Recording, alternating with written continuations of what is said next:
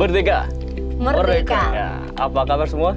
Masih di Rotu Rakernas kelima PDI Perjuangan, masih dalam rangka laporan kepada rakyat. Iya Danu, kali ini kita akan ngobrol bareng dengan sosok muda inspiratif berprestasi yang mendapat penghargaan sebagai tokoh muda berpengaruh under 40. Langsung aja telah hadir di studio Bupati Trenggalek Muhammad Nur Arifin.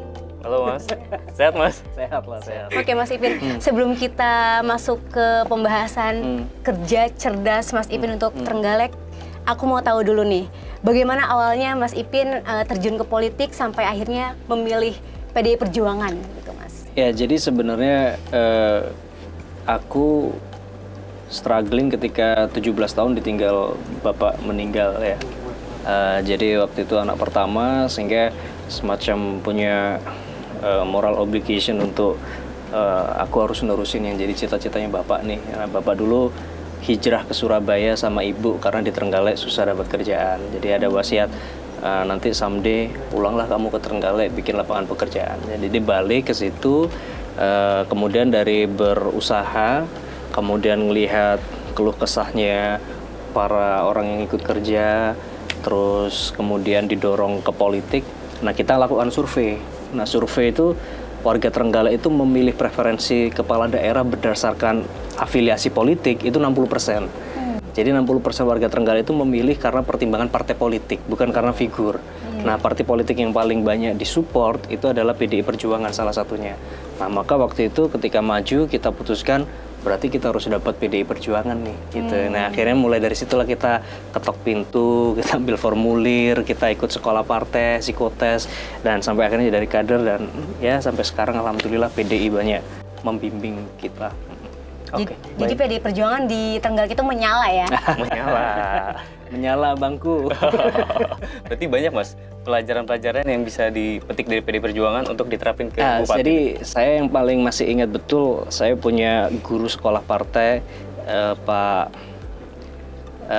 Dr. Hasto, yang sekarang kepala BKKBN. Nah, beliau di Kulon Progo punya program namanya Tomira. Nah, tapi Tomira itu toko milik rakyat, jadi kepemilikan saham atau komposisi kepemilikan retail waralaba itu yang melanggar perda itu ditomirakan lah istilahnya begitu, biar kemudian itu bisa tetap berdiri, jadi diakuisisi menjadi toko milik rakyat. Nah, kemudian dari inspirasi itu akhirnya kita bikin Perda nomor 25 tahun 2016 itu tentang pengaturan toko swalayan berjaringan. Nah, kalau di Trenggalek semua toko swalayan berjaringan itu boleh berdiri atau boleh membuka operasinya asal berdiri di atas koperasi. Jadi kalau sekarang teman-teman main ke Trenggalek itu semua ya you name it mereknya mart-mart itu semua ada tulisannya label gotong royong. Jadi gotong royong apa mart dengan koperasi apa. Jadi semua pemilik sahamnya itu koperasi. Jadi bagi saya punya satu prinsip kalau di PDI Perjuangan, kita tidak menolak kapitalnya, tapi yang kita tolak itu kapitalismenya. Jadi nggak apa-apa ada kapital inflow masuk ke daerah untuk pertumbuhan, tetapi yang menikmati pertumbuhan itu harus masyarakat. Nah, akhirnya salah satunya karena itu sudah koperasi, jadi akhirnya semua tenant di sana juga memprioritaskan produk-produknya UMKM lokal. Bahkan jajanan basah dan segala macam itu juga di listing di sana, jualan di sana, termasuk juga produk-produk UMKM kita. Dan salah satu produk UMKM yang basisnya ini jamur, itu memberdayakan masyarakat sekitar untuk tanam jamurnya, untuk bikin snacknya dan sebagainya. Itu mengaku sejak adanya kebijakan itu omsetnya meningkat gitu ya. Jadi saya merasa happy, oh ternyata kekuatan dari kebijakan itu begitu sangat mempengaruhi masyarakat. Meskipun itu memperjuangkannya sangat alot ketika di provinsi dianggapnya ini menambahi pasal yang kemudian nggak lazim lah. Kan harusnya itu hanya turunan pengaturan pasar swalayan berjaringan. Harusnya nggak ada kewajiban untuk membangun koperasi ya. Tapi kan ini kan kita ingin mengamalkan memajukan kesejahteraan umum gitu, bukan kesejahteraannya para pemilik modal aja. Ya gitu. Jadi ceritanya begitu. Salah satu yang saya ingat itu hasil dari sekolah partai yang saya dapatkan. Jadi manfaatnya kembali untuk rakyat gitu ya, walaupun ada perjuangan tadi di situ. Iya, pasti karena proses legislasi kita kan nggak cuman meyakinkan yang di DPR kan nggak cuman PDI doang gitu. Kalau yang teman-teman PDI, ya saya ketua DPC saya tinggal bilang ini harus dilolosin gitu. Tapi kan yang lain-lain kan butuh penjelasan. Tapi karena saya juga nggak punya dalam tanda kutip nggak ada kepentingan terhadap itu gitu, sehingga mereka melihatnya oh ini objektif kok gitu. Nah tadi Mas Ipin itu ketua DPC ya, bupati sekaligus ketua DPC. Ya. Nah walaupun di Trenggalek ini kan PDI Perjuangan juga sudah dicintai ya, apa yang dilakukan Mas Ipin agar terus tumbuh cintanya masyarakat Trenggalek terhadap PDI Perjuangan? Ya, yang penting masyarakat melihat bahwa partai itu tidak eksklusif. Partai menjadi sebuah lembaga yang inklusif. Jadi bukan berarti kemudian kalau saya ketua DPC bahwa kebijakan saya itu hanya untuk memakmurkan orang-orang di lingkaran PDI saja, dan masyarakat tidak melihat itu. Saya kalau mau berbuat sesuatu nggak tanya kamu dari partai apa atau dukunganmu ke siapa, tapi orang dengan melihat siapa kita, warnanya jelas, terus kemudian kerjanya kita seperti apa, mereka akhirnya juga akan tertarik juga. Oh ya, terbukti kalau mereka tidak suka dengan apa yang saya kerjakan, harusnya PDI nggak dapat dari 9 jadi 13 gitu. Dimana kita akhirnya dapat ketua lagi setelah kita seumur hidup partai politik PDI Perjuangan ada, hanya sekali pernah jadi ketua. Dan sekarang kembali jadi ketua DPR lagi, akan kembali menjadi ketua DPR lagi. Jadi ini merupakan kepercayaan masyarakat yang saya syukuri. Nah, satu kuncinya sebenarnya saya bilang ke semua kader bahwa setiap dari kita ini wajahnya partai. Jadi ya bekerja ke masyarakat ya tunjukkan, jangan ketika nongol cuma ketika waktu elektoral. Dan di beberapa kesempatan kita juga bikin partai itu sebagai pusat kebudayaan. Jadi kayak contoh memfasilitasi teman-teman pelaku seni, yaitu pentasnya di halaman partai. Terus kemudian kita punya tanah kecil di depan, coba kita ajak teman-teman pertanian, kita bikin greenhouse. Waktu itu kita nanam salah satu komoditas buah gitu. Terus kemudian teman-teman ada yang belajar di situ, ada yang mulai tertarik di situ. Termasuk juga kita keliling edukasi, bikin pupuk organik apa. Ya jadi semuanya dilakukan bahwa kita semua sebagai ya dalam tanda kutip diplomat partai, wajahnya partai. Jadi nggak perlu kemudian sekedar mengajak-ngajak begitu, tapi masyarakat melihatnya itu ya apa aksimu. Khususnya teman-teman yang sudah menjabat juga sebagai anggota legislatif. Saya selalu sampaikan bahwa bupatinya Trenggalek itu ya bupati-bupati kecil di dapil-dapil itu ya para legislatif ini, para anggota DPR ini. Jadi DPR juga harus punya bonding yang kuat juga sama konstituennya di bawah. Kalau menyikapi respon negatif Mas, dari kan banyak nih PDI dinilai negatif segala macam, gimana Mas? Coba contoh apa sebutan negatifnya PDI? Banteng disembelih gitu. Iya, ya buktinya hashtag-hashtagnya banyak tuh Mas. Buktinya di Trenggalek beranak. Ya, saya sih selalu percaya bahwa action speak louder than word gitu. Jadi kita mau dibicarain apa aja, tapi kalau aksi kita tetap istiqomah ke sana ya saya rasa orang vibrasinya juga tetap nangkep kok. Dan sebenarnya momentum pemilu kemarin itu momentum pembuktian ya, di saat situasinya begitu sangat-sangat baru karena pilpres dan juga pemilu itu diselenggarakan secara bersama-sama dan begitu luar biasa pragmatisnya. Tapi kan masyarakat nggak bisa bohong gitu. Artinya kalau seandainya di Trenggalek waktu itu kursinya nggak nambah atau bahkan kurang gitu ya, mungkin perkataan sembelih banteng bahwa orang nggak suka sama banteng itu bener gitu. Tapi di Trenggalek nyatanya tambah. Jadi meskipun di media sosial ngomong kayak apa, saya percaya bahwa PDI masih dicintai kok. Orang masih percaya sama pemikiran Bung Karno. Orang masih respect sama berdarah-darahnya Ibu Megawati memperjuangkan reformasi. Orang masih respect dengan ya kerja-kerja kita, meskipun tentu yang namanya kerja-kerja pembangunan itu nggak bakal ada habisnya. Karena development itu kualitasnya harus increase dari waktu ke waktu. Jadi meskipun kita sudah achieve something pada titik ini, ya tentu masih kita rasa kurang. Kita masih hoping atau demanding more. Kita masih pengen terus lebih. Dan itu wajar masyarakat mengharapkan begitu. Tapi setidaknya pada satu poin tertentu masyarakat masih mempercayakan kepada kita. Bantengnya beranak. Iya, bantengnya beranak. Karena itu tadi masyarakat sudah merasakan manfaatnya gitu ya, insya dari Allah. kader, Insya Allah, dari insya Allah. PDI Perjuangan gitu. Oke, kalau kedekatannya gimana sih Mas? Mas Ipin sebagai sosok kepala daerah muda nih, tentunya untuk mendekatkan diri ke warga dengan sosok muda, apakah ada batasan atau susah gitu? Enggak lah, kalau teman-teman tahu mungkin di Instagram saya atau apa, malah nyaris saya sama mereka itu mingle banget gitu ya, maksudnya deket banget karena satu hal yang saya pahami pertama kali adalah saya dulu lahir dari anaknya tukang beca, orang Trenggalek yang merantau ke Surabaya jadi tukang beca, ibu saya pembantu rumah tangga, terus beliau berdua struggling kerja sampai bikin usaha, sampai mungkin dalam tanda kutip mewarisi ke saya darah entrepreneurship itu. Jadi saya ketika melihat masyarakat saya yang the person with needs gitu ya, orang dengan punya kebutuhan itu, ya saya merasa itu kayak masa lalu saya gitu. Dan saya bukan lagi pada tahap iba atau pada tahap simpati, tapi sudah empati gitu. Aku bisa merasakan apa yang mereka rasain. Makanya pertama kali saya waktu diberi amanah oleh masyarakat melalui partai, kemudian secara konstitusi dilantik sebagai wakil bupati pertama kali dulu, yang kita bikin pertama kali adalah gerakan tengok bawah masalah kemiskinan dan kerentanan. Jadi kalau orang mau investasi, kita diminta untuk punya kebijakan satu pintu, pelayanan terpadu. Tapi kalau ada orang miskin, pelayanannya nggak jelas. Katanya suruh minta surat miskin dulu ke Sekda. Nah, Sekda bilang harus rekomendasi dinas sosial. Dinas sosial bilang, oh urusannya ini sakit, harus ke dinas kesehatan. Dinas kesehatan bilang, oh ini urusannya sama pelayanan di rumah sakit, hubungi direktur. Direktur bilang nggak lempar-lempar gitu terus, kan kasihan. Padahal warga kita di Trenggalek itu jaraknya jauh-jauh lokasinya. Kita dari pusat kota ke katakanlah yang perbatasan dengan Pacitan aja bisa 1,5 jam. Sampai kalau ke desa yang pelosok sampai naik-naiknya bisa 2 jam.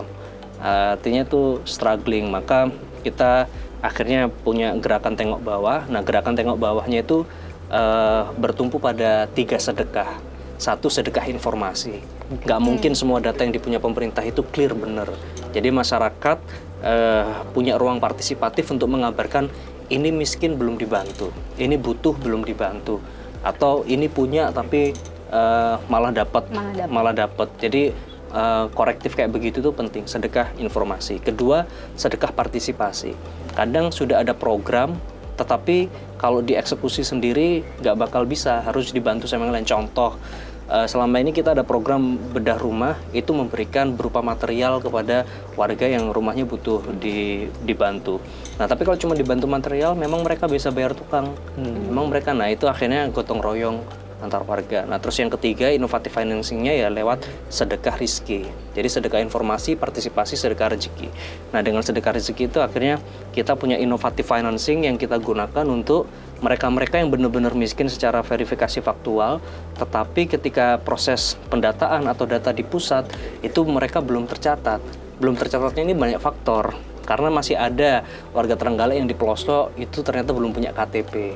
Ya kita nggak salahkan, karena selama ini mungkin stelsel kita masih stelsel pasif. Nah, tapi begitu stelselnya stelsel aktif, kita sekarang investasinya, Dukcapil punya pelayanan keliling, punya anjungan Dukcapil mandiri kayak mesin ATM gitu di pelosok-pelosok. Terus kita sekarang setiap hari Rabu kita punya ngantor di desa.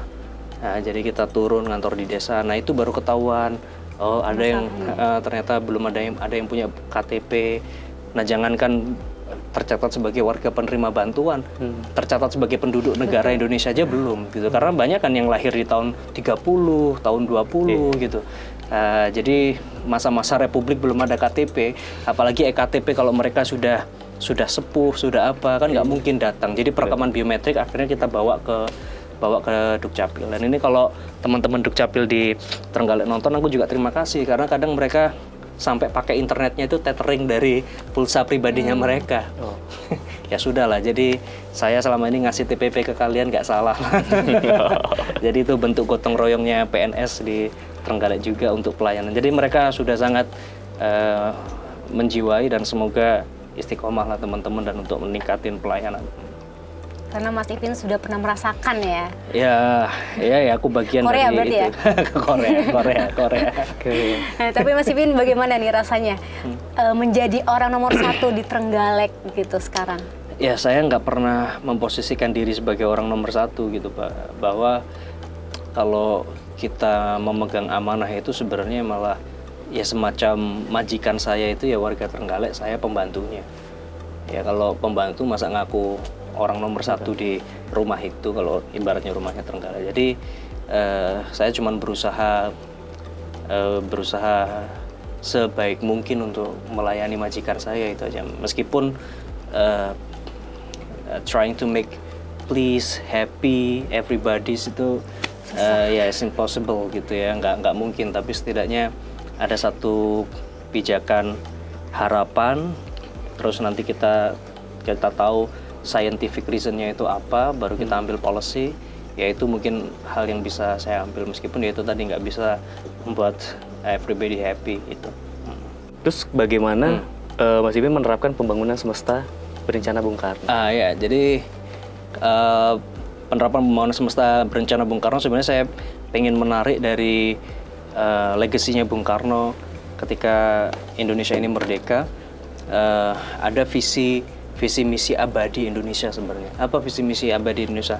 1, kita ingin memajukan kesejahteraan umum, mencerdaskan kehidupan bangsa, dan ikut melaksanakan ketertiban dunia yang berdasar bla bla bla bla itu. Nah, itu yang kemudian kita turunkan menjadi visi misi di kabupaten.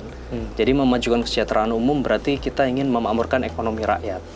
Jadi kesejahteraan umum berarti pilarnya nggak cuma ekonominya tumbuh, tapi juga kemudian merata. Makanya tadi pilihan kebijakannya kayak seperti toko online berjaringan harus koperasi. Itu sebenarnya salah satu pengejawatan itu. Terus kemudian mencerdaskan kehidupan bangsa. Jadi berarti pengen sumber daya manusianya atau orang-orangnya ini harus cerdas. Nah, kecerdasan apa yang dibutuhkan oleh satu daerah? Kita memilih terminologi kreatif. Kenapa? Karena ada global development index yang menyebut bahwa semakin kreatif sebuah negara, suatu daerah, maka semakin sejahtera masyarakatnya. Dan terbukti sekarang negara-negara yang ekonomi growth-nya itu tumbuh selain ditopang oleh sektor manufaktur, tetapi juga knowledge based ekonomi ini sekarang jadi satu penekanan, atau ekonomi yang berbasis kreativitas ini sekarang jadi tumpuan ekonomi negara-negara maju. Jadi kita pengennya juga mengarah ke sana. Yang selanjutnya melindungi segenap bangsa dan seluruh tumpah darah.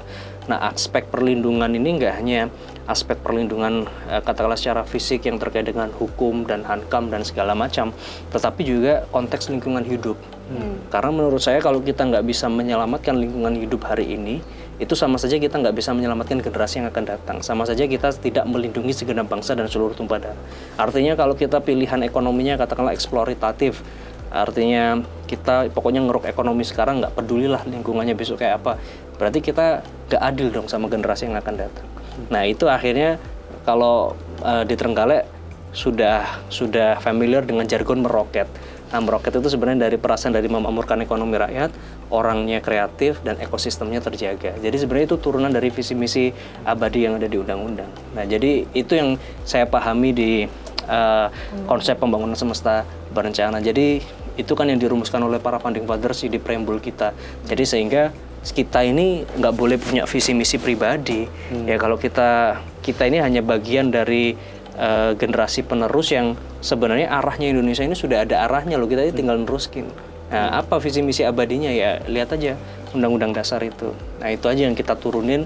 Nah, kenapa terus kemudian sampai kita bikin akronim atau kita bikin singkatan meroket, ya biar orang mulai dari staf yang sekecil-kecilnya sampai yang staf yang sebesar-besarnya ngerti visi misinya apa. Kalau ditanya meroket kan gampang, tapi kalau pakai visi misi memakmurkan ekonomi rakyat, kemudian ya terus itu kan orang kalau ditanya pasti nggak akan menjiwai. Tapi begitu ingat kata meroket, jadi ketika mereka nanti bikin program, programku ini kira-kira meroket nggak ya?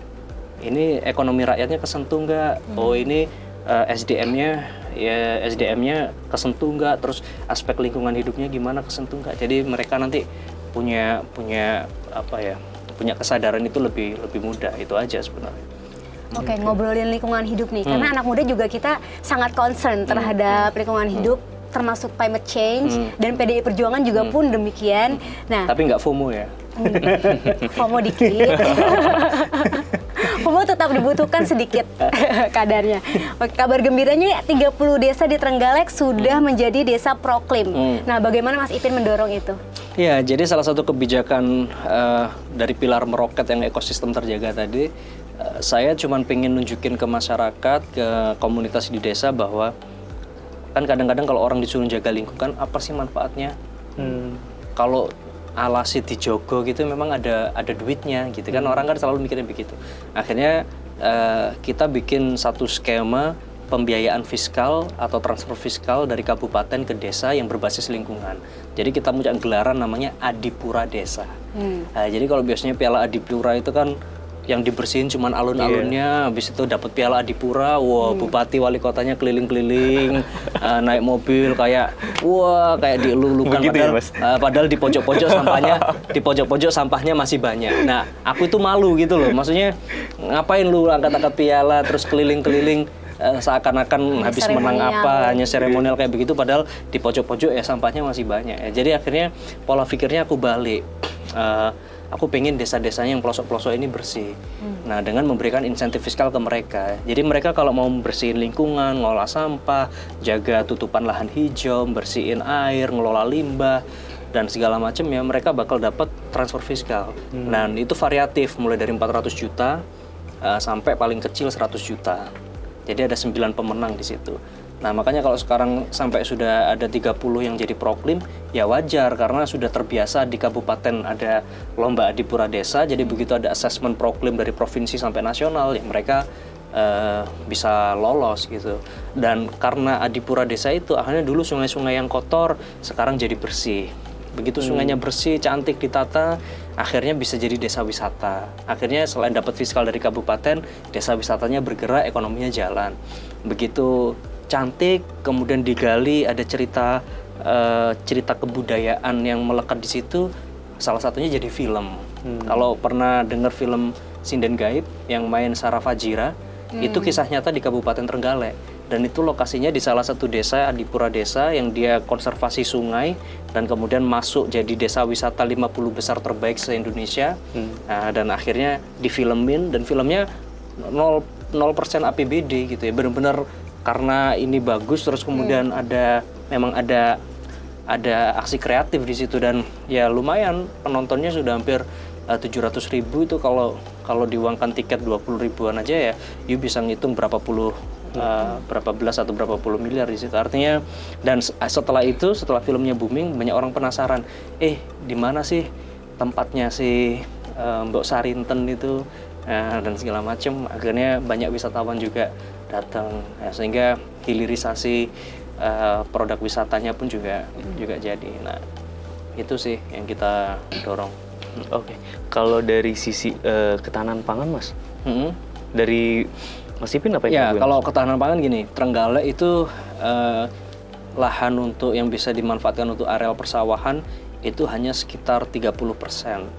Karena sisanya 70% itu dataran tinggi. Jadi kalau kita mau tahan secara pangan, maka kita harus comply dengan kawasan kehutanan.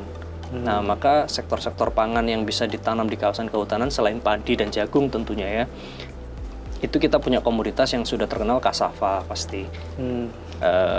Jadi kalau orang-orang teman-teman diaspora yang kerja di luar negeri itu biasanya kalau kangen tiwul, cari tiwul instan ya, kita produksi itu. Termasuk di dalamnya juga umbi porang. Nah, saat ini kita akan persiapan ekspor perdana nanti ke Tiongkok untuk umbi porang. Jadi selain untuk generate ekonomi, tetapi juga nanti juga sumber pangan di dalam sendiri. Terus yang kita sudah lakukan penelitian dengan BRIN, kita mengawinkan antara ubi Papua dengan ubi Cilembu.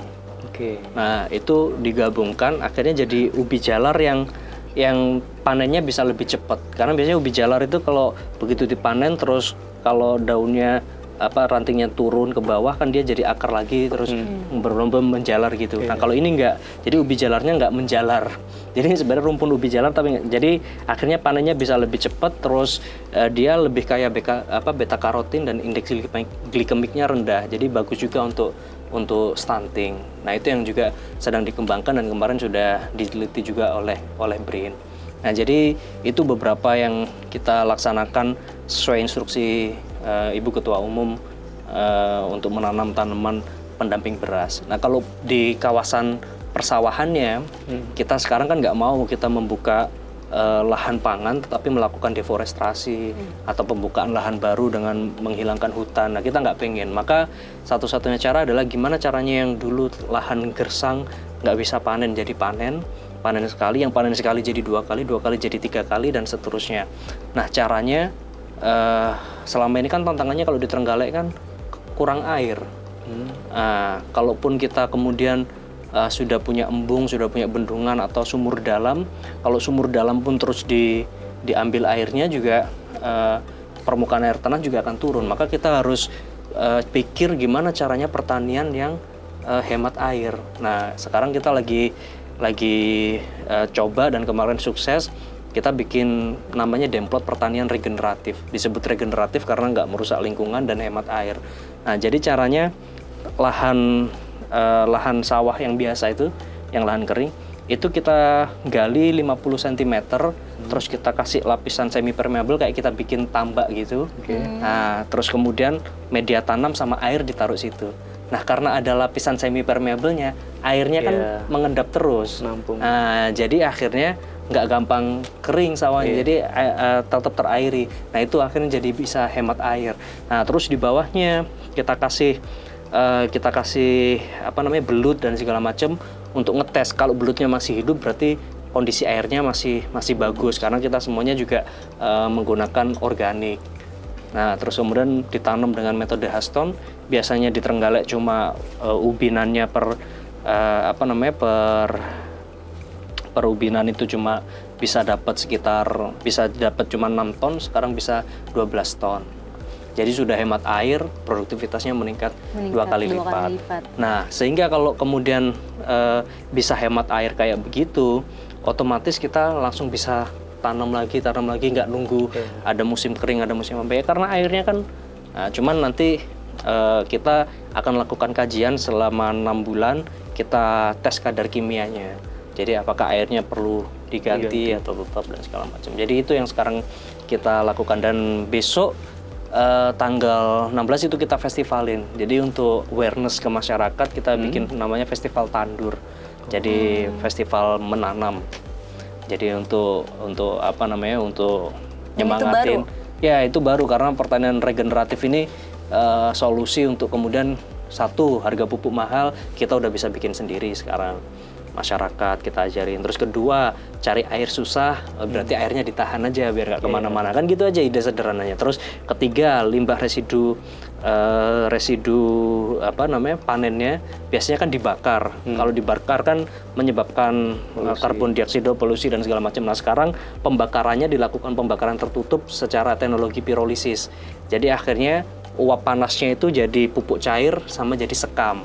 Nah sekamnya itu bisa digunakan untuk vokasi, untuk bahan tanam, terus limbah cairnya bisa digunakan untuk pestisida. Nah itu, jadi dan itu sudah masuk top inovasi 45 nasional.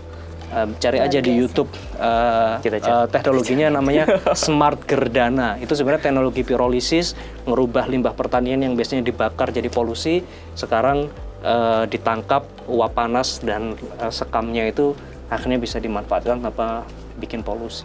Oke, itu dengan memanfaatkan teknologi ya, Mas? Teknologi tepat guna. Tadi Trenggalek juga banyak komoditas hutannya ya? Iya, komoditas hutan. Salah satunya kopinya itu juga yang paling terbaik ya? Kopi, di se-Jawa Timur? Iya, kemarin kopi dan bambu. Jadi kalau kapitalisasi ekonomi yang terbesar dari bisnis bambu, kita terbesar ketiga di Jawa Timur. Itu ada teman-teman komunitas Bambu Lestari. Terus kemudian yang kedua kopi. Waktu lomba kopi kita termasuk 3 terbesar kopi terenak di Jawa Timur. Karena kita masih punya bibit kopi yang masih peninggalan Belanda. Orang lokal nyebutnya apa kopinya? Kopinya namanya kopi Kasinir gitu. Apa Kasinir? Dikasih menir katanya.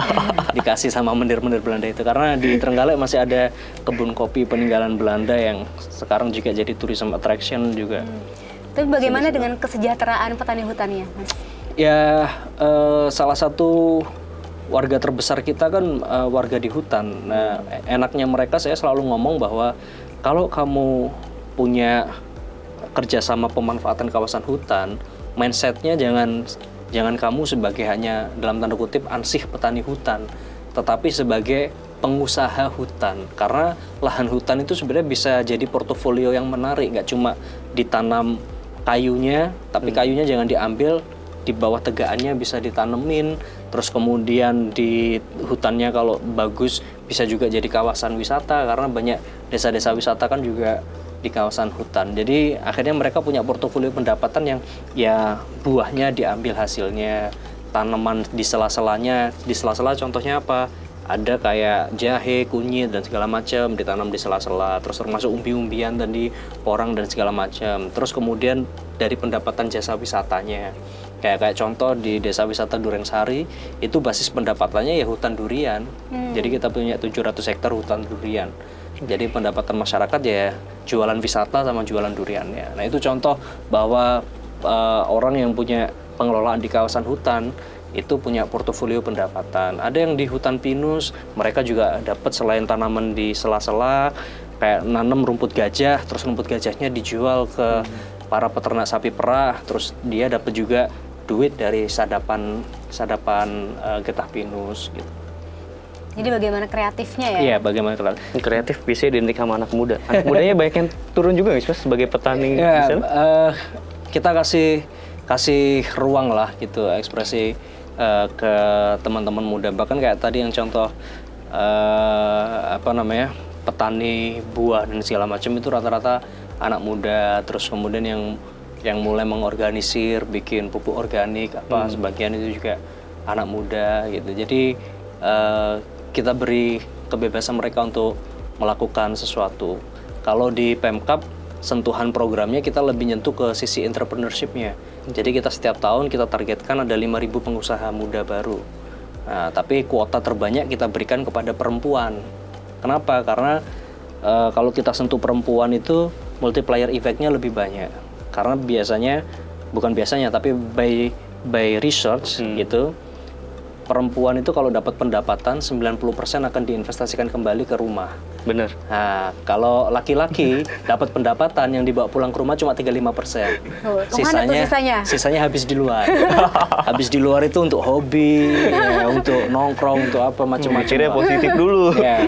Nah, jadi kalau yang kita libatkan katakanlah second generation yang nanti mereka calon ibu, harapannya kalau udah dididik entrepreneurship mulai dari sekarang, mereka dapat penghasilan, besok kalau dapat pendapatan, mereka akan mikirin gimana pendidikan anaknya, gimana kesehatan di rumahnya, gimana gizinya, improvement di dalam rumah. Nah, itu yang kita harapkan. Jadi kita sentuhnya 5.000 pengusaha perempuan itu, kita fokuskan kuota yang paling banyak waktu itu untuk perempuan. Dan ngomongin perempuan juga nih, ternyata perkawinan anak di Trenggalek itu turun ya, berhasil turun dari 7,8 di tahun 2021, sekarang udah 3,5 di 2022. Bagaimana bimbingan yang diberikan, Mas? Kalau itu Ibu Ketua Tim Penggerak PKK sih yang keren.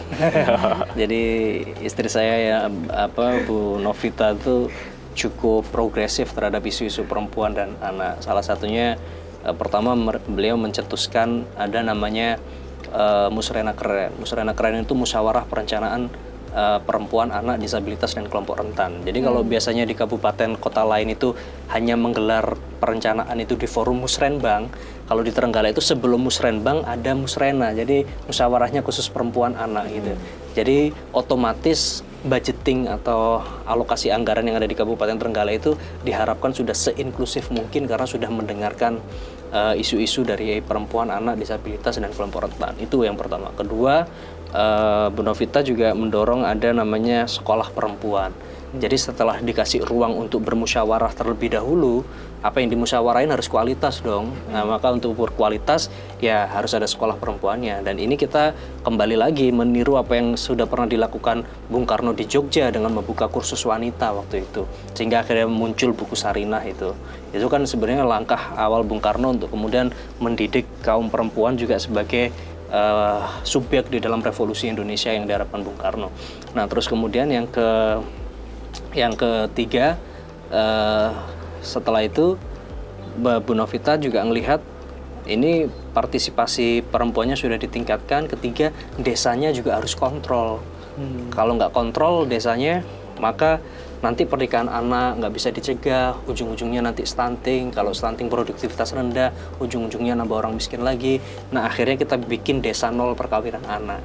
Jadi desa nggak bakal ngasih rekomendasi ke KUA kalau masih di bawah umur pernikahannya. Nah, itu yang akhirnya bisa menekan angka perkawinan anak di Kabupaten Trenggalek gitu. Jadi holistik. Kalau stunting bagaimana perkembangannya? Kalau stunting, saya starting point masuk dulu sesuai data Kemenkes itu ada di 38%. Sekarang kalau datanya Kemenkes masih 11%, tapi untuk bulan timbang mandiri kita posisi stunting di 6%. Nah, 11% itu sebenarnya bukan jumlah anak yang yang dalam kondisi stunting ya, tetapi prevalensinya itu juga dihitung dari proporsi gadis remaja yang meminum tablet tambah darah dan sebagainya. Nah, kita mungkin akan merubah skenario kebijakan. Karena kalau dulu kan, apakah dari Dinas Kesehatan sudah memberikan tablet penambah darah? Iya, sudah 100%.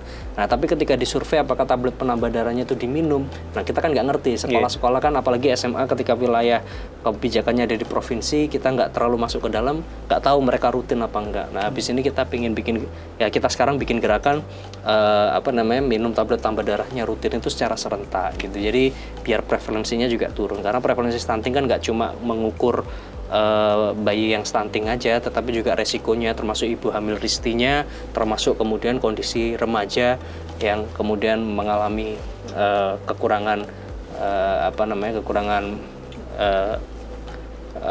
dalam kasus anemia atau apa segala macam gitu. Pas rilis terakhir. Kalau warganya ingin komplain atau mengadu itu ke pemerintah gimana Mas? Ya, kita punya kanal lapor di 0822 0822 300 4488, atau kalau enggak ke DM aja ke Instagram saya. Biasanya kita balesin lewat DM. Terus ya setiap pekan, setiap minggu kita juga selalu ada lapor rakyat, jadi warga biar tahu kita sudah ngapain aja gitu.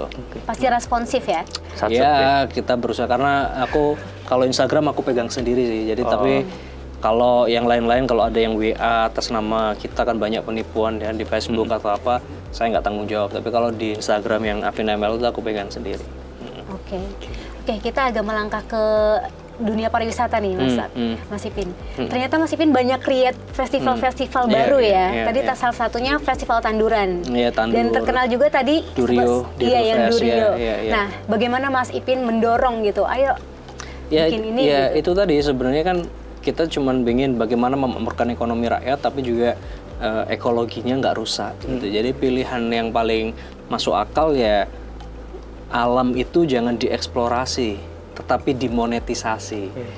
Jadi dimonetisasi keindahannya dengan cara tetap dijaga biar asri, nggak usah dirusak, dijual keasriannya dalam bentuk pariwisata, dijual komoditi buahnya, nggak usah ditebang kayunya, nggak usah jual kayunya, dijual durennya aja juga laku kok gitu ya. Jadi itu yang sekarang kita dorong gitu, dan macam-macam, termasuk besok di tanggal 7 kita menyelenggarakan festival Light and Sound itu di bekas tambang. Jadi itu batuan andesit bekas tambang yang dulu orang mikirnya ada batu ditambang dapat duit. Nah, sekarang aku pengen nunjukin nggak usah kamu ambil batunya deh, kita gunain untuk video mapping dengan dikombinasi tari-tarian dan musik, itu juga bisa attract turis loh gitu. Nah, jadi itu yang berusaha kita bangkitkan. Jadi alam nggak usah dieksplorasi. Ya kalaupun eksplorasi itu udah opsi yang terakhir ketika itu memang apa ya, memang negara benar-benar dalam situasi darurat genting dan itu dibutuhkan dengan alasan negara loh ya, bukan dalam tanda kutip bukan untuk kepentingan investasi 1, 2, 3 pihak gitu, tapi benar-benar negara yang butuh gitu. Jadi yang sekarang ya kita monetisasi aja gitu keindahan alam kita. Jadi banyak festival baru ya di zaman Mas Ipin ini ya. Iya. Emang butuh ya kayak pemimpin muda ya. Kayak Mas Ipin gitu. Nah Mas Ipin, kalau melihat muda, mungkin di luar sana juga banyak nih anak muda yang pengen menjadi kepala daerah atau ada nggak sih motivasi tersendiri dari Mas Ipin untuk teman-teman di sana? Aku cuma bilang bahwa anak muda itu makhluk yang paling no pressure lah gitu. Meskipun kamu ngomong mental health apa segala macam, tapi bagiku terjun ke politik atau pengen menjadi kepala daerah muda apa, bagiku no pressure, karena orang bakal ngelihat oh kalau kamu ada kurangnya orang bakal maklum, oh iya dia masih muda lah, masih butuh pelajar. Tapi kalaupun ada suksesnya orang mikir wah hebat ya, masih muda bisa kayak begini. Jadi sebenarnya no pressure aja, dan saya selalu bilang manfaatkan usia biologismu itu bisa bisa bermanfaat untuk usia sosialmu. Usia sosial itu gimana? Contoh, kamu punya waktu 3 tahun di SMA. Jangan kemudian 3 tahun itu hanya kamu manfaatin sebagai 3 tahun sebagai siswa SMA, tapi 3 tahun itu kamu bisa ngeband, bisa sosialisasi, bisa mulai belajar bisnis. Jadi selama 3 tahun jadi anak SMA, kamu punya pengalaman 1 tahun jadi anak band, 1 tahun jadi pengusaha, 1 tahun kamu jadi aktivis gitu. Jadi akhirnya selama usia biologis 3 tahun, kamu punya 6 tahun pengalaman, 3 tahun sebagai siswa dan ditambah 3 tahun lagi sebagai aktivis apa itu. Nah itu jadi maksudku mumpung energi kita masih berlebih ya digunakan ke hal-hal yang kayak begitu. Ya sama seperti saya waktu kuliah, saya ngurusin usaha, akhirnya ketemu sama orang ini sampai akhirnya terjun ke politik dan bisa dilantik di usia 25 tahun. Itu mungkin kalau dulu masih sesuatu yang jarang, dan alhamdulillah sekarang saya lihat banyak konsultasi yang sekarang pun juga kandidat-kandidat yang akan masuk juga anak-anak muda. Jadi ya semoga kita semua saling mengingatkan, bisa istiqomah lah mengemban nama baik anak muda. Oke, pokoknya cukup lah ya, udah 2 jam nih kelihatan. dikit lagi. Nah Mas Ipin, dari pandangan Mas Ipin terhadap sosok Ibu Mega seperti apa Mas? Nah, jadi saya bisa merasakan betapa pentingnya Ibu Mega itu karena saya merasakan memiliki seorang ibu yang sekarang jadi single parent. Sejak bapak saya meninggal, saya di rumah hanya belajar dari sosok wanita yang kuat, ibu kandung saya. Nah, kalau di partai dan di ranah penggemblengan ideologi, ya saya melihat kalau bapak ideologi kita itu Bung Karno. Nah, ibu ideologinya kan sebenarnya Bu Mega. Ya Bung Karno udah nggak ada, kita mungkin hanya bisa mengenang memori-memori terkait Bung Karno dari buku dan segala macam. Kita nggak pernah ketemu, nggak pernah lihat. Tapi Bu Mega kan orang yang dekat dengan Bung Karno. Dia pernah melihat bagaimana Bung Karno sebagai seorang presiden dengan berbagai macam pemikirannya. Ya jadi kalau bisa dibilang kalau ibu itu, kata orang itu azimat, ya jimat kita sekarang. Kalau saya di rumah ya ibu saya kandung, Bu Sri Hartini. Kalau di dalam politik ya jimat saya Ibu Megawati. Udah ya kita berdoa ibu bisa panjang umur dan terus bisa membersamai kita, membimbing kita dalam perjuangan ini. Oke, layaknya ibu sendiri ya, ibu Iya. kita bersama. Oke, ini terakhir. Jadi akan maju lagi di pilkada serentak ini, dan bagaimana bocoran koalisinya nih Mas Ipin? Terserah rakyat, kemudian rakyat aspirasinya ditangkap oleh partai. Kalau partai dan masyarakat memberikan restu ya kita berangkat. Kalaupun enggak ya saya percaya masih ada ladang perjuangan di tempat-tempat yang lain. Kalau bocoran koalisinya yang penting koalisi bersama masyarakat aja lah. Oke, baik. Oke, Mas Ipin akan meroket lah ya. Trenggalek meroket. Meroket, gini meroket. Meroket ya? Meroket. Meroket. Oke Mas Ipin, makasih. Kita udah ngobrol nih buat ngelaporin semua apa sih yang udah dikerjain sama Mas Ipin selama Iya, ini. Bismillah doanya. Oke. Ya, demikian laporan kepada rakyat bersama Mas Muhammad Nur Arifin, Bupati Trenggalek sekaligus bakal calon Bupati Trenggalek periode selanjutnya. Tetap semangat, nantikan dan pantau Rakernas kelima. Dan dukung PDI Perjuangan di Pilkada mendatang. Merdeka! Merdeka! Oke.